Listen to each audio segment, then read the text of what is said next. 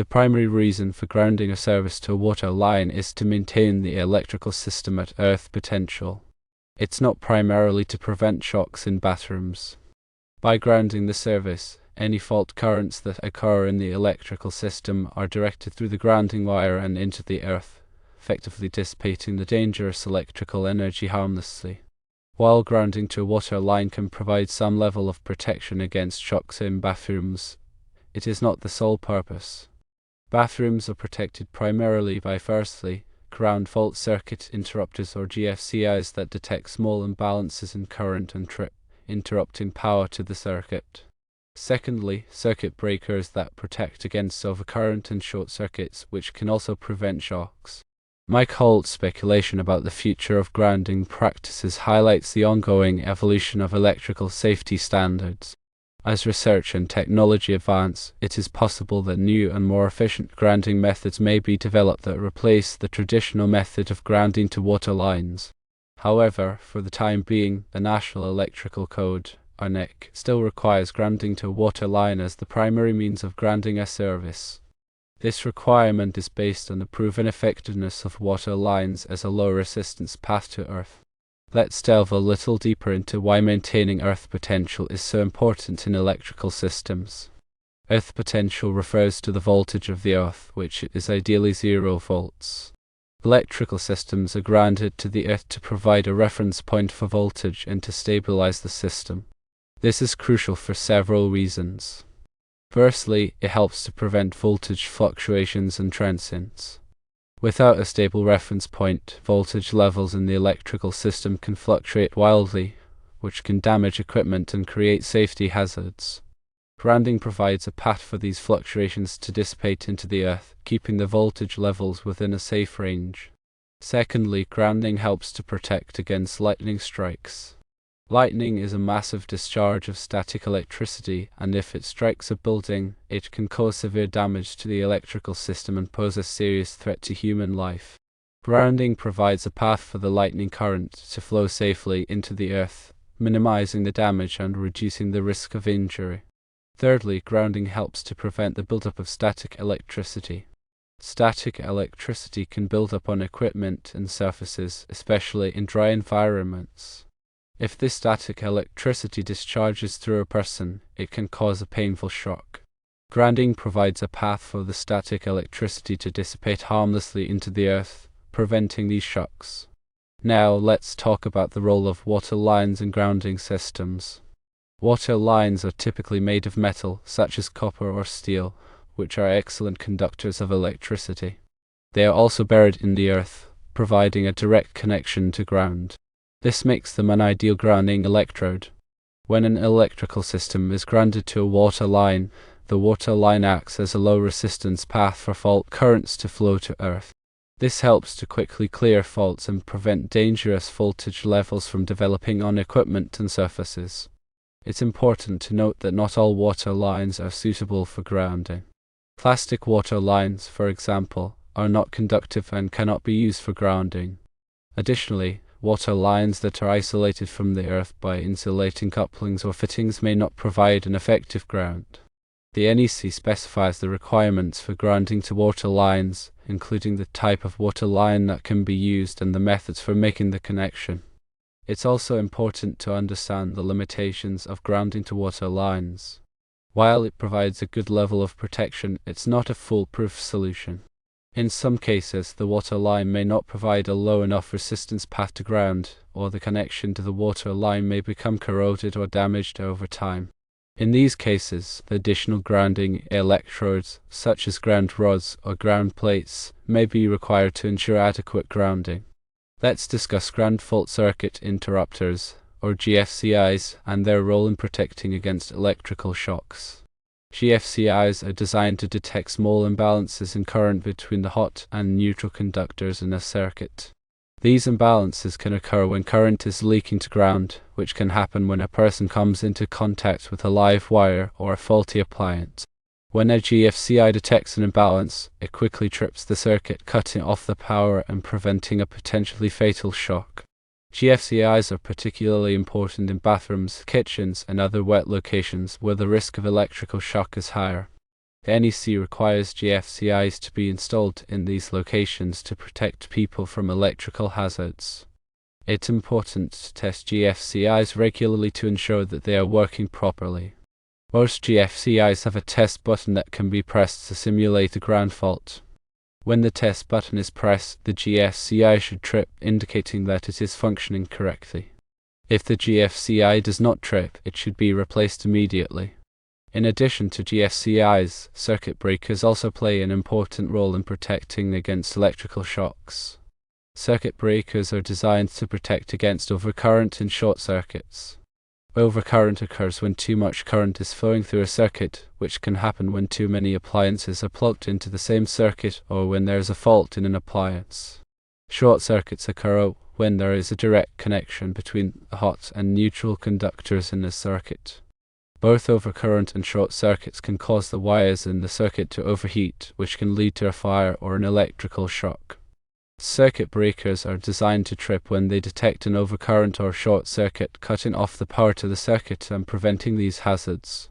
It's important to choose the correct size circuit breaker for each circuit in the electrical system.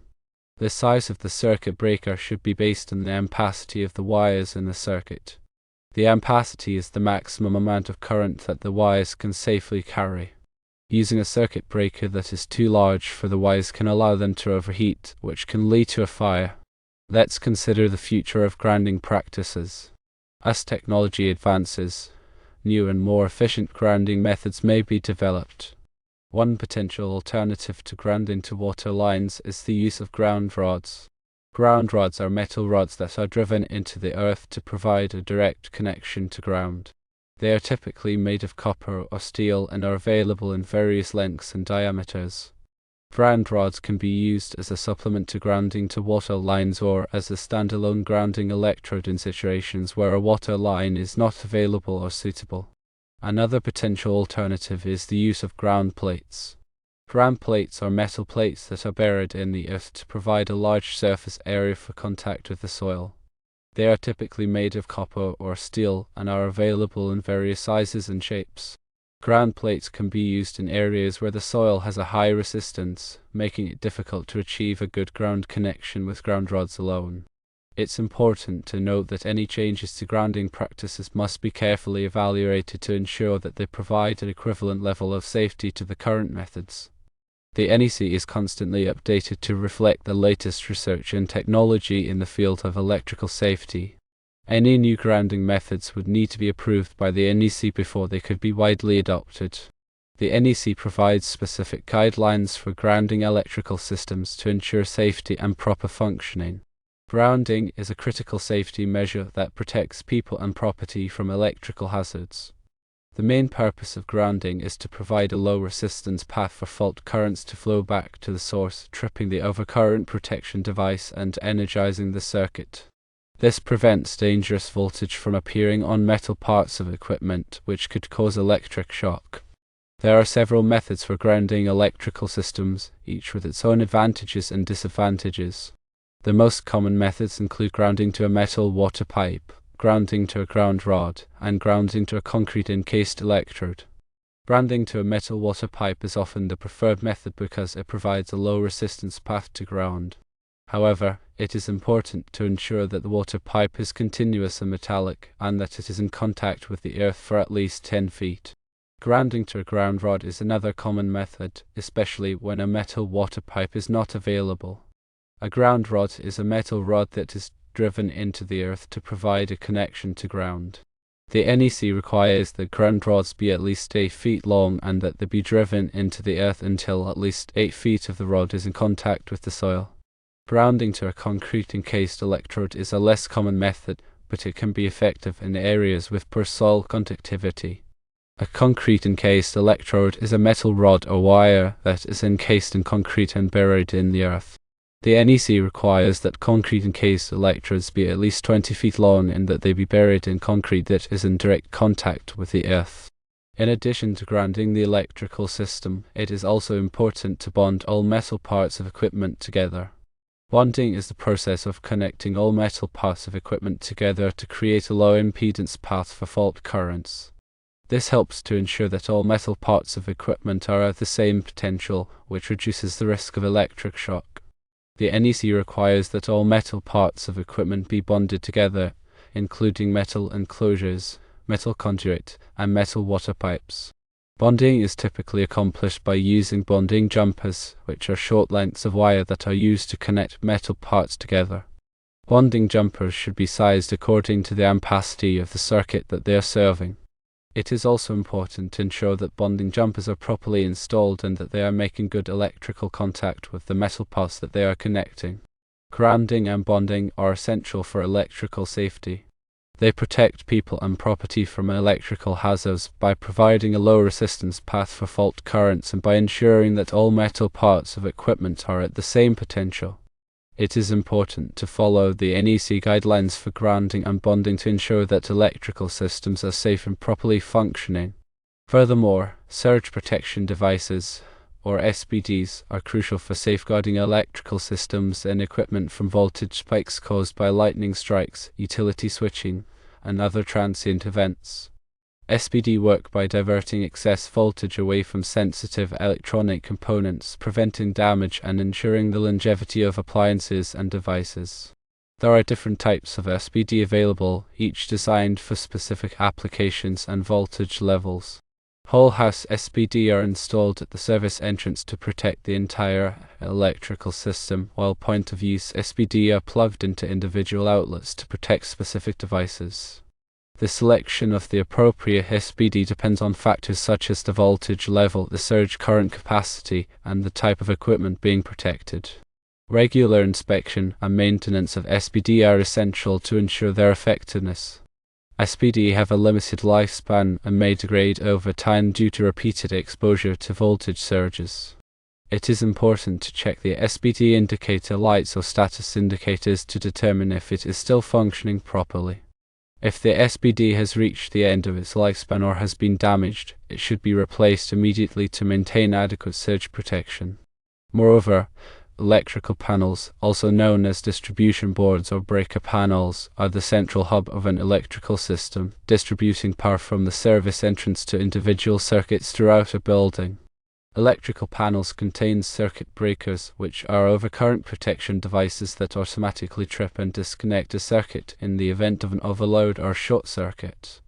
Proper installation and maintenance of electrical panels are crucial for ensuring electrical safety and preventing fire hazards. The NEC specifies the requirements for electrical panel installation, including the location, clearance, and grounding of the panel. Electrical panels should be installed in a dry, well-ventilated area and should be readily accessible for maintenance and inspection. The panel should be properly grounded to provide a low impedance path for fault currents, and all circuit breakers should be properly labeled to indicate the circuits they serve. Regular inspection of electrical panels is essential to identify any potential problems such as loose connections, corroded components, or overloaded circuits. Loose connections can cause arcing and overheating, which can lead to a fire. Corroded components can reduce the panel's ability to conduct electricity and can also lead to overheating. Overloaded circuits can trip circuit breakers and can also damage wiring and equipment. Any problems identified during an inspection should be addressed immediately by a qualified electrician.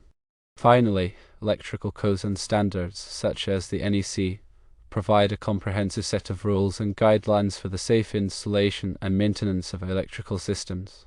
These codes and standards are developed by organizations such as the National Fire Protection Association, or NFPA, and are updated regularly to reflect the latest advancements in electrical technology and safety practices. Compliance with electrical codes and standards is essential for ensuring electrical safety and preventing electrical hazards. Electrical codes and standards cover a wide range of topics, including wiring methods, grounding and bonding, overcurrent protection, and equipment installation. They specify the types of materials and equipment that can be used in electrical installations, as well as the methods for installing and maintaining these materials and equipment.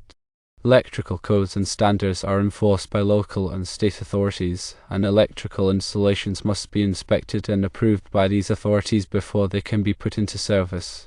It is important for electricians and other electrical professionals to stay up to date on the latest electrical codes and standards to ensure that their work is safe and compliant.